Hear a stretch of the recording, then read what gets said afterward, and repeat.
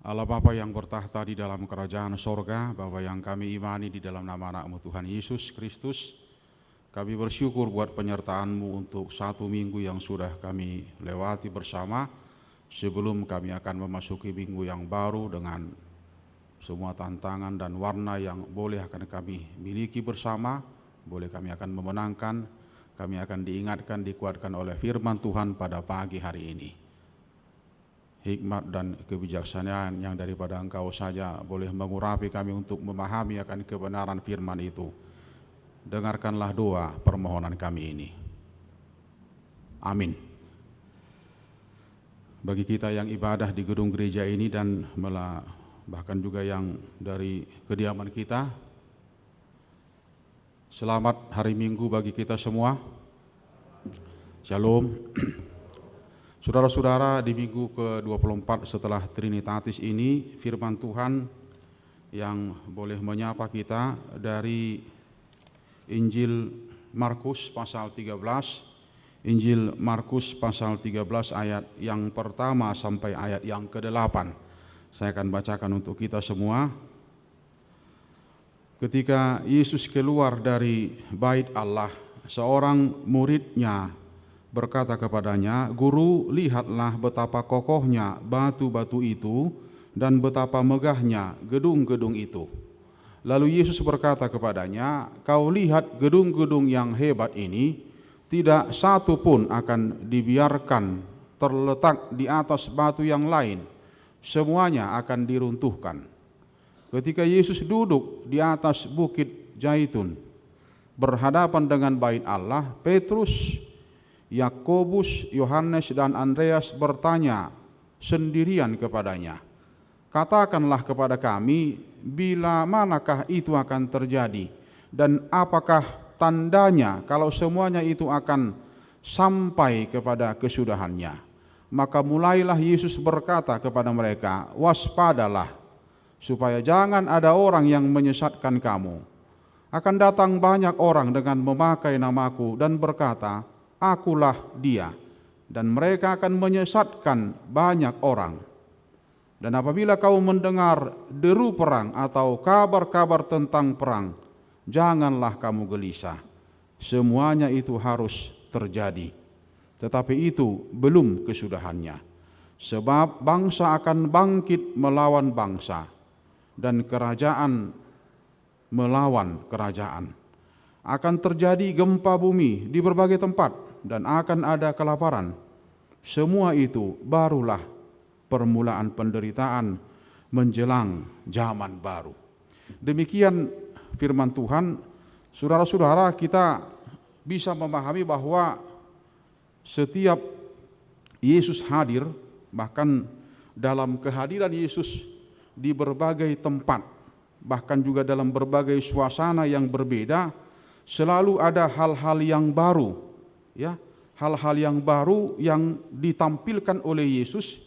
Dan ketika hal-hal yang baru itu ditampilkan oleh Yesus, pada saat itu juga pemahaman-pemahaman yang pernah ada, bahkan pemahaman-pemahaman yang cukup lama sudah melekat, dan itu sudah menjadi satu tradisi yang begitu kuat, saat itu juga akan berubah.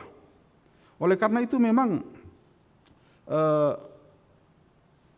sengatan pemahaman keyahudian, ya, dari awal sampai akhir dalam memahami sejarah adalah sesuatu yang sulit untuk diubah.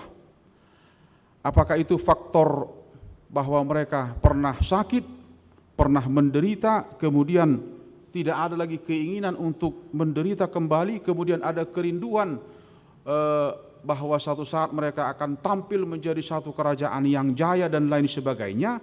Tapi yang pasti, saudara-saudara, mari kita lihat bahwa Tuhan Yesus dengan kehadirannya kemudian itu membenahi, memperbaiki pemahaman yang pernah ada itu. Nah, soal kedatangan Yesus pagi ini yang mau diingatkan oleh kita, di benak kelompok masyarakat mayoritas pada saat itu, apalagi masyarakat Yahudi, mereka tidak pernah ragu mereka akan memenangkan satu tempat singgasana, ya, memenangkan satu tempat yang menentukan, dan mereka tahu bahwa tidak ada sedikit pun andil daripada mereka. Tidak ada sedikit pun yang mereka boleh andalkan, tapi mutlak itu adalah campur tangan Allah. Pemahaman mereka bahwa campur tangan Allah, peran mutlak dari Allah dalam hari Tuhan itu sudah final. Ada optimisme yang sudah dibangun dan itu tidak akan pernah pudar. Ya, ada semangat yang tetap akan dipelihara dan itu tidak akan pernah pudar. Ada kerinduan akan datangnya Mesias, hari Tuhan itu tetap terpelihara dan akan tetap hidup dan itu menyemangati. Nah, kemudian dalam satu apokalipsis penyingkapan, apakah yang akan terjadi sebenarnya? Ya. Ya, baiklah, kita akan menjalani kehidupan ini dengan apa? Kita akan total, kita akan fokus dengan kehidupan ini, tapi jangan lupa kita juga punya kerinduan bahwa setelah kehidupan ini masih ada kehidupan yang lebih gitu, masih ada kehidupan yang akan datang. Nah, dalam penyingkapan ini, saudara-saudara, kemudian Yesus dengan dialog yang sudah dibangun. Mari kita lihat di pasal 1 di ayat 1 sampai ayat 2. Saudara-saudara, kalau di tingkat murid, ya, sesama murid ada kekaguman yang luar biasa, itu tidak bisa kita salahkan. Ya, kita tidak bisa salahkan murid karena ketika kita melihat satu bait Allah di puncak bukit, kemudian ada lambang-lambang yang begitu megah, tentu ada kekaguman di situ. Nah, ini kemudian sangat mengobsesi para murid untuk mengatakan apakah ini sesuatu yang bisa bertahan, apakah ini akan sesuatu yang bisa tetap akan dipelihara. Nah, kemudian ketika Yesus mengatakan tidak satu pun akan dibiarkan terletak di atas batu yang lain, semuanya akan diruntuhkan. Ini kan telak sekali sebenarnya. Kondisi yang sudah dipelihara dengan obsesi dan luar biasa, ada apa namanya? Ya, ada kekaguman untuk melihat kemegahan itu, tampilan itu, kemudian Yesus memutus pemahaman itu dan mengatakan tidak satu pun akan dibiarkan terletak di atas batu yang lain. Nah, kalau terjadi proses keingintahuan dari murid, dilanjutkan di ayat berikut, katakanlah kepada kami bila manakah akan terjadi dan apakah tanda kalau semuanya itu akan sampai kepada kesudahannya. Kita akan tetap mewakili murid-murid Yesus yang terus akan mencari, menggali dan menggali, kemudian akan menemukan apa yang akan terjadi pada saat yang akan datang. Apa yang akan terjadi pada hari terakhir? Apa yang akan terjadi pada hari Tuhan? Saudara-saudara, tidak bisa dihindarkan bahwa tetap akan ada pandangan yang berbeda tentang akhir zaman. Ada orang yang begitu tertarik dengan pandangan itu, bahkan mendiskusikan itu. Tapi kita juga nggak bisa pungkiri bahwa ada orang yang memang menghindarkan diskusi ini. Mudah-mudahan HKIP tidak akan pernah mau untuk menghindarkan diskusi ini, karena persoalan akhir zaman adalah persoalan pengambilan keputusan. Ada hal-hal yang harus didahulukan, ya, persoalan, tantangan, cobaan. Kemudian kita juga akan dimampukan untuk mengamat-amati, ya. Dalam bentuk pengamat-amatan itu ada yang harus kita pelihara. Apakah kita akan tetap setia sampai akhir? Apakah kita bisa setia sampai akan mengakhiri? Kalaupun memang proses kesetiaan itu butuh sesuatu yang maksimal yang harus kita pelihara, karena ini soal iman, saudara-saudara. Bahkan bagi orang Yahudi, saya katakan tadi, soal akhir zaman adalah soal keemasan, saat yang akan menyenangkan ketika mereka melihat kemegahan bait Allah, dan itu diyakini adalah tanda kehadiran Allah. Batu-batu yang besar lebih kurang 10 meter. Nah, kemudian Yesus mengatakan dengan begitu lembut, akan ada kehancuran yang sempurna. Ya. Itu kehancuran yang sempurna, tidak satu pun akan dibiarkan terletak. Kemudian murid bertanya, kapan saatnya? Bagaimana tandanya? Apa kata Yesus? Waspadalah supaya jangan ada orang yang menyesatkan kamu. Yesus bergeser dari bentuk-bentuk kekaguman murid dengan satu kemegahan tadi, kemudian Yesus begitu cepat bergeser, dia mengatakan, waspadalah supaya jangan ada orang yang menyesatkan kamu. Mungkin kita akan katakan bahwa Yesus tidak begitu tertarik dengan diskusi-diskusi kemegahan. Diskusi-diskusi yang hanya menyegarkan penglihatan, panorama-panorama yang seakan-akan itulah awal dan itulah akhir segalanya. Kemudian kita akan berpikir ulang dengan lagu anak sekolah minggu bahwa gereja bukanlah gedungnya, tapi gereja adalah orangnya. Ada apa dengan orangnya? Tentu ada persekutuan di situ. Dan mau dibawa kemana itu persekutuan?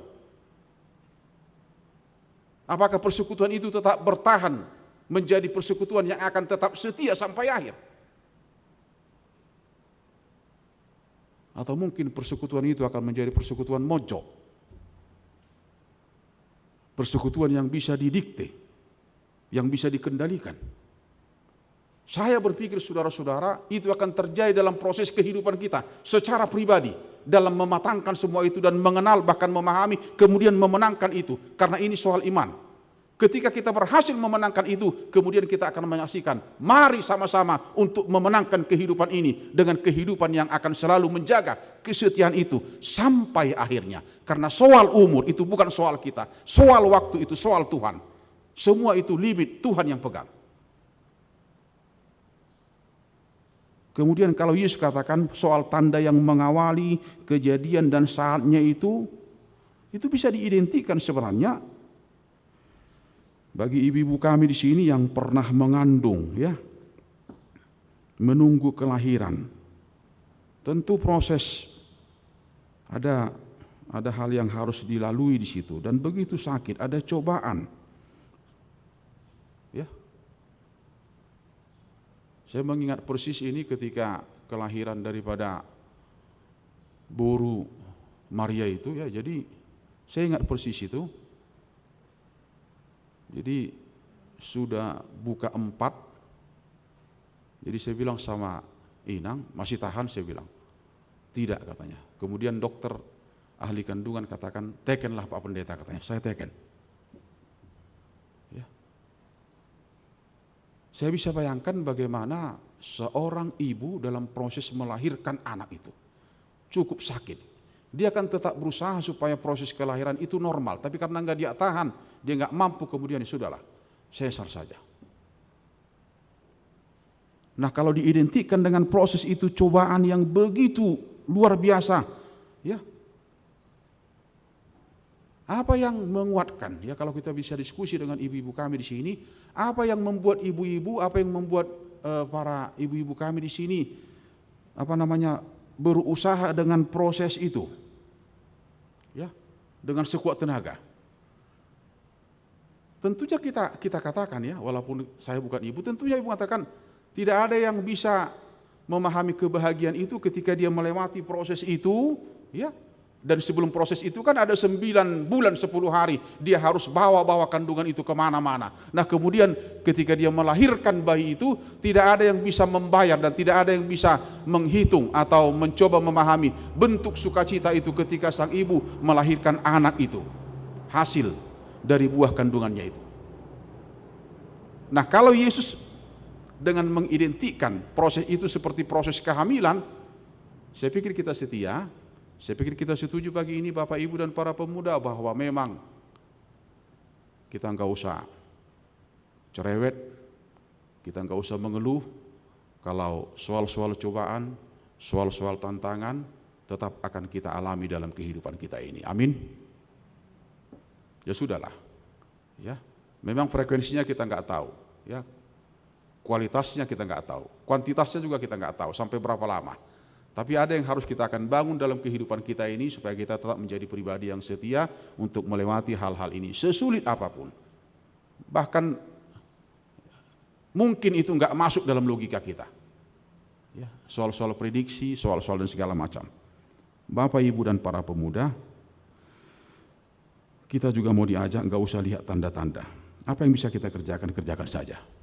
Ya, enggak usah pakai prediksi-prediksi. Ya, apa tanda-tanda akan kedatangan? Firman Tuhan sudah final. Apa dikatakan di sini?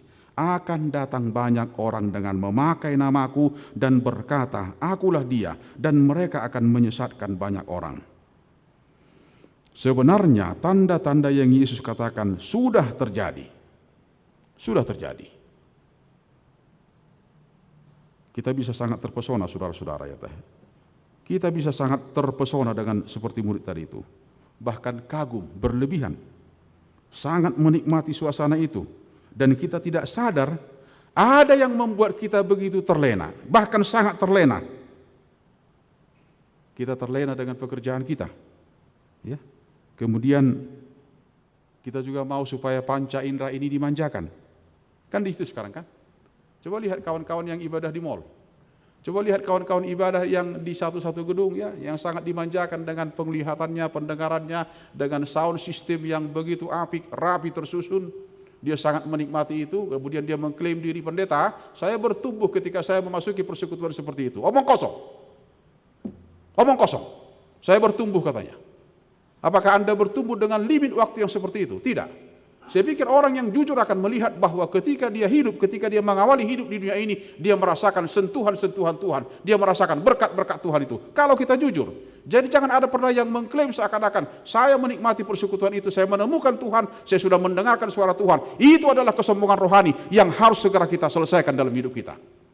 Jangan pernah menjadi pribadi yang sombong rohani. Kemudian kita mengklaim diri kita, saya sudah mendengar suara Tuhan. Tidak bisa seperti itu. Tuhan sudah bicara sama saya. Karena kita masih di dunia ini. Tidak akan pernah mengklaim secepat itu Bapak Ibu. Panca indera ini harus dilatih. Bahkan kepada jemaat Efesus dalam proses pematangan.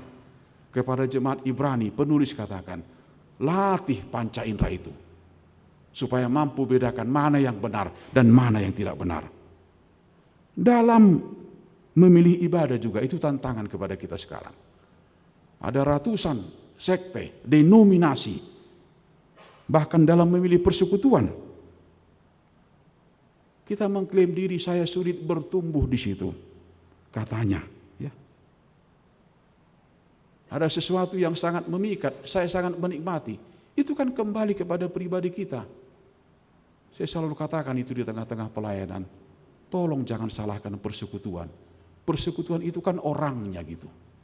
Jadi kalau Anda tidak bertumbuh dalam persekutuan itu secara pribadi ya, maaf, mungkin kita pribadi yang bermasalah. Mungkin kita harus segera dipulihkan.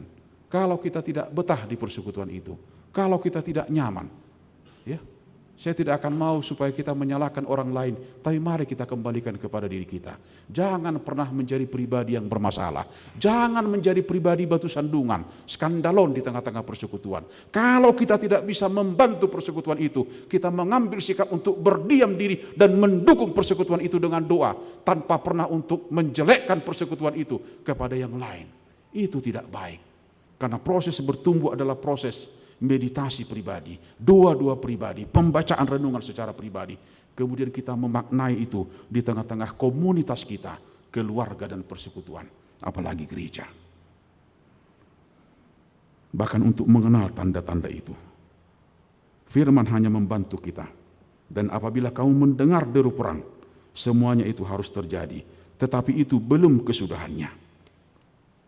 Saudara-saudara, dalam hal-hal rohani juga, kita juga harus semakin mematangkan diri kita. Dalam hal-hal rohani, bukan hanya soal-soal jasmani.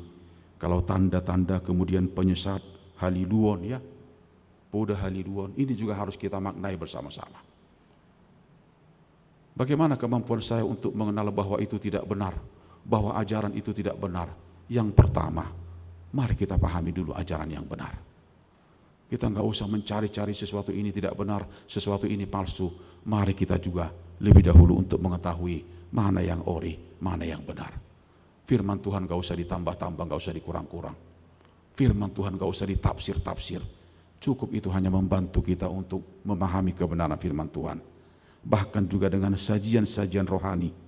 Bapak, Ibu, dan para pemuda. Ada begitu banyak sekarang sajian-sajian yang begitu, ya saya pernah dikatakan itu seperti generik gitu. Ringan. Tapi kita kurang pekah. Ya. Jadi kalau saya bilang sama guru sekolah minggu itu untuk mempersiapkan renungan, ya sekarang kalau kita buka Markus pasal 13 ayat 1 sampai 8 di Google itu langsung keluar keterangannya. Itu tidak baik. Tidak baik. Ada banyak orang yang begitu cepat setiap pagi men-share firman Tuhan tanpa lebih dahulu menghidupi firman Tuhan itu. Ya. Kemudian meneruskan.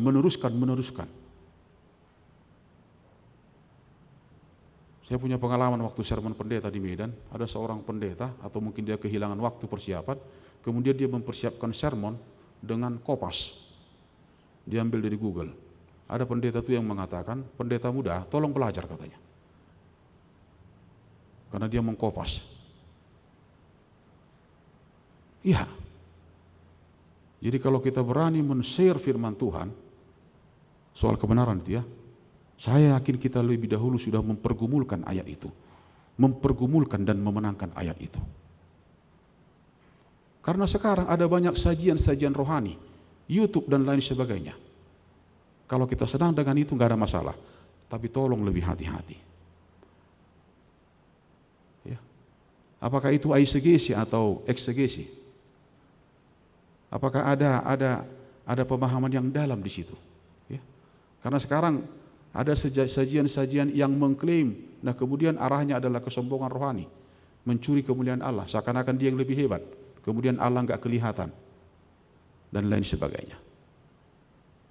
Mudah-mudahan itu bisa membuat kita dewasa, atau jangan-jangan mungkin membuat kita menjadi lebih eksklusif daripada yang lain, kan begitu? Karena begitu banyak sekarang tampilan-tampilan di YouTube dan media sosial yang menampilkan setiap pagi renungan, dan renungan. Bahkan sajian-sajian rohani. Saya berani katakan, tolong kita lebih waspada. Jangan-jangan itu adalah generik. Kenapa? Mungkin kurangnya kepekaan. Egonya luar biasa. Saudara-saudara, kita di era kekristenan yang serba berbau bisnis. Ya, kita sekarang di era kekristenan yang serba berbau bisnis. Di era 80-an ada teologi sukses yang mengatakan ketika kita mengikut Yesus maka kita menjadi orang-orang. Ketika kita mengikut Yesus kita dipastikan menjadi orang-orang yang sukses. Naso di pasu-pasu debatado, akapar beca. Naso di pasu-pasu debatado, akapar rengge-rengge. Alasian awal dak kedok Yesus sonang maho molo burjuho mangihutonao. Dak kedok Yesus. Akhir Yesus. Ihut tombau, tuhuk masilang na tuho, paek doi. Jala molo talului di hatani di bata, holan di Injil Matius pasal 20 lui deh do. Saya nadong anakku do hamun namana. Final itu. Aku akan menyertai kamu. Hanya itu yang bisa kita pegang dalam kehidupan kita ini. Soal kualitas atau kuantitas tantangan, itu kita nggak usah bertanya lagi. Kita yang lebih tahu bagaimana kita memenangkan kehidupan ini. Tapi Yesus katakan, aku akan menyertai kamu. Kita yang lebih tahu bagaimana bentuk penyertaan Allah itu, bagaimana bentuk penyertaan Yesus itu dalam kehidupan kita itu. Sesulit apapun, serumit apapun. Kita akan disajikan dan terus akan disajikan dengan sajian-sajian rohani yang mungkin ringan. Tapi tidak ada kepekaan. Kekristenan yang serba berbau bisnis. Pendeta-pendeta hedonisme, konsumerisme, tampil dengan necis dan segala macam. Tapi pendeta-pendeta yang tidak peduli dengan keluarga, yang tidak komunikasi bagus dengan orang tuanya. Apa itu? Kan gak ada artinya itu. Pelayan-pelayan yang memang tampil necis, maksimal. Malai, marhamaranggi pedang dinggan, mariboto pehurang, natoras nadake pakulingi, natoras nadake dihurupi. Apa yang mau dibawa oleh firman seperti itu? Saya pikir itu adalah generik. Kita akan berani memulai dari keluarga. Orang tua akan berani memulai dari anak. Anak akan memulai dari keluarga. Kalau keluarga juga nggak becus, ngapain jadi pelayan? Ngapain bicara firman Tuhan? Jangan diminimalisasi persoalan tanda-tanda itu. Karena memang kita tidak akan pernah terpukau. Kita tidak akan terpesona dengan kemegahan. Tidak. Tapi kita akan terus membenahi diri kita. Karena semua ini akan diakhiri. secantik apapun, seindah apapun, semegah apapun, semua akan diakhiri. Oleh karena itu, tidak semua orang bisa finishing well. Tidak semua orang boleh baik dalam mengakhiri. Oleh karena itu, sebelum kita mengakhiri, atenangda hamu akalansia, dot hamu akahana, adorang soi paujuk kamu nguluon, bicar dilehor debatado pe, tata tama. Mari kita tata, mari kita rawat. Jangan pernah membenci orang lain. Jangan pernah tidak suka sama orang lain. Karena Tuhan tidak pernah benci kita. Tuhan tidak pernah tidak suka sama kita. Dia sayang sama kita. Oleh karena itu tidak ada dasar kita untuk tidak sayang sama orang lain. Tidak ada dasar kita untuk membenci orang lain. Itu selalu ditampilkan Yesus dalam memaknai kehadirannya. Membongkar prediksi, membongkar pemahaman murid yang melekat. Kemudian itu dibongkar Yesus. Makanya Farisi dan ahli Taurat gak suka sama Yesus. Karena Yesus selalu membuka itu semua. Ido, hati. Memang kita tahu dunia ini akan tetap menampilkan kehebohannya. Dunia ini selalu mengklaim dia adalah ori, ya, dia adalah asli. Mana buktinya? Bapak Ibu pernah dengar slogan Yamaha? Apa kata Yamaha? Tampil selalu di depan katanya kan? Tidak mau nomor 2. Padahal kalau menempuh jarak panjang, kalah Yamaha dengan Honda. Apalagi Yamaha dulu kan, kalau udah panas mati mesinnya itu.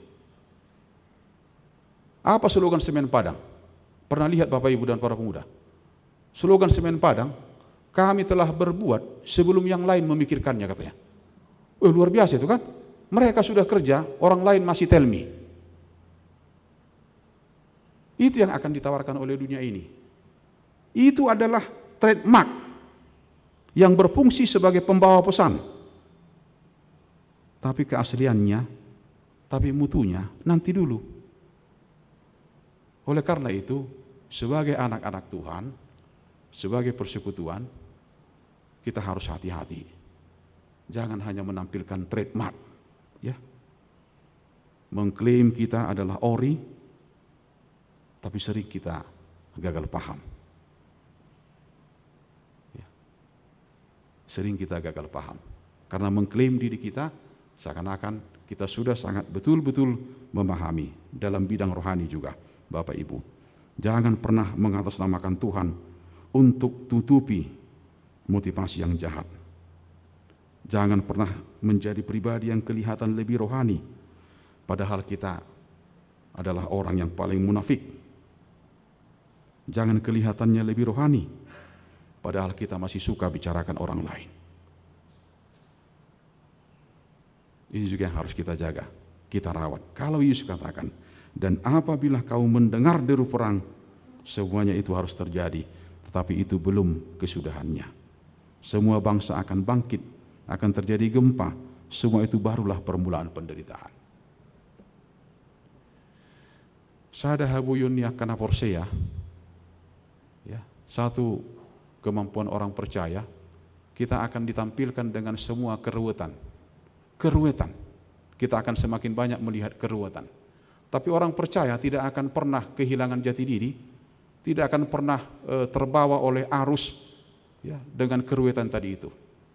Jadi kalau kita lihat tarian Bali, tarian Aceh yang ruwet itu, ya, kita tidak akan pernah tertarik dengan bentuk keruwetan-keruwetan itu. Bahkan dunia ini juga. Ya. Idua saunang sepaguda kutik kidihita Allahu paida ida haulion ni portibion. Bodoh hita kagumate, ale unak pakagupu. Seindah apapun itu, ya. Buhape ulinya teh, ijau pesongan itu, ate. Apalagi dia kain ate. Sudi ada gora belanja online, live itu kan? Ada ibu-ibu saya lihat sampai tengah malam dia tuh kadang mau di mana aja dia tuh selalu live gitu untuk melihat produk-produk baru, akka tas, akka suji, akka sarung, ya. Molutu sidang uli mana tading, ale molutu parari kamisan, terlebat petaho, asal mau nang terlebat live, ate. Ini juga kan. Dan sekarang kalau kita jujur banyak orang menikmati itu kan, duduk di satu tempat, kemudian seakan-akan tidak ada yang kurang, Bahana sorong bahora na hurang dia maton ningon do sipata di bagasa roh hate. Au molo hubereng hate akanggi ku mahasiswa dah. Molo hubereng aka mahasiswa hudul di mall songoni, hudul di kafe, mar laptop, marisap dungi sigaret na ya haido. Aro elektrik gue. Hate sigaret elektriki lau roh aku. Amak tahes. Na sorong bahora na hurang di bana pikir hukan. Torhui ngok bapak na. Lu jamara bapak nyo do omak nyo di hutan yang mangluli hepe ngasa bui si kolon ningon do sipata teh. Nah itu juga harus mengingatkan kita teh. Jangan pernah menikmati seindah apapun itu. Ya. Tetap lihat bahwa itu juga akan berakhir. Apapun itu, semuanya akan berakhir. Jadi kalau kita bisa tata itu sekarang, nggak ada masalah. Ya. Kita akan terus bekerja optimal dan terus melayani secara optimal. Mana yang bisa kita bikin, ya bikinlah. Mana yang bisa kita buatlah. Job list kita ada, tupoksi kita ada. Mari kita kerjakan dengan job list yang sudah kita terima. Apapun pekerjaan kita, di medan pelayanan apapun tanggung jawab kita. Sebagai bapak, sebagai ibu rumah tangga, sebagai anak, sebagai buruh, sebagai pelayan, sebagai jemaat. Mari kita tetap dengan tugas-tugas kita itu. Roma Tuhani haduan, ibereng pahita karijo. Tuhan datang, dia lihat kita lagi melayani, dia lihat kita lagi bekerja. Itu yang Tuhan inginkan dalam kehidupan kita ini. Sambil menantikan Maranatha, datanglah Engkau Tuhan. Ya. Sama dengan soal-soal gadis yang di Injil Matius 25 itu kan. Ada yang bilang 5 yang bijak, 5 yang bodoh. Soalnya apa? Bukan soal kebodohan itu. Bukan soal kehabisan minyak dalam pelita. Saya berpikir sebagai pendeta, jangan-jangan pelita itu gak pernah diisi minyak gitu kan. Ketika datang penguli, kemudian tergopoh-gopoh cari minyak. Jangan-jangan pelita itu tidak pernah diisi dengan minyak. Sama dengan kita. Gimana kita supaya bisa mengisi kehidupan kita ini dengan hal-hal yang baik. Hal-hal yang positif dan hal-hal yang membangun. Mana yang bisa kita bikin? Tetaplah menjadi seorang bapak yang tangguh. Tetap menjadi seorang ibu yang tangguh. Tetap menjadi seorang pribadi, anak buruh yang tangguh. Yang bertanggung jawab dalam kehidupan kita ini. Minggu depan kita akan memasuki akhir tahun gereja. 1 tahun sudah berlalu. Kita bukan hanya diingatkan soal keluarga yang sudah lebih dahulu meninggalkan kita, tapi kita diingatkan bahwa saatnya kita juga akan seperti dia, meninggalkan semua dunia ini dan semua kemegahannya. Tuhan berkati kita Bapak Ibu dan para pemuda untuk selalu setia memelihara kehidupan kita ini sampai kita akan mengakhirinya dengan kesetiaan kita. Amin. Kita berdoa. Terima kasih Bapak di surga pada pagi ini untuk minggu yang teduh ini. Tuhan sudah berkati kami, kesehatan dan semua yang Kau berikan. Cukupkan kebutuhan kami Tuhan Yesus, supaya kami boleh menjadi berkat bagi kehadiran kami. Bahkan di semua kehadiran kami boleh meyakini bahwa Engkaulah sumber kehidupan kami. Kami boleh Tuhan menanggung-jawabi semua kegiatan itu, semua pekerjaan itu, karena itulah yang Tuhan inginkan kepada kami. Bentuk daripada penantian kami akan terus bekerja dan bekerja dalam kehidupan kami ini. Berikan kesehatan kepada semua keluarga yang mendukung kami, bahkan keluarga yang jauh dari kami. Juga jemaat-Mu yang hari ini masih ibadah dari rumah kediaman melalui proses online, biarlah itu tidak mengurangi sukacita mereka. Ada begitu banyak jemaat Tuhan yang masih harus kurang sehat, masih harus dirawat di rumah sakit dan di rumah. Biarlah Engkau menguatkan mereka Tuhan, mereka boleh selalu memegang teguh kesetiaannya untuk memenangkan kesulitan ini. Bahkan mereka juga akan melihat saatnya proses kesembuhan itu mereka terima. Terima kasih Tuhan Yesus, dengarkanlah doa permohonan kami ini. Amin. Kita bernyanyi.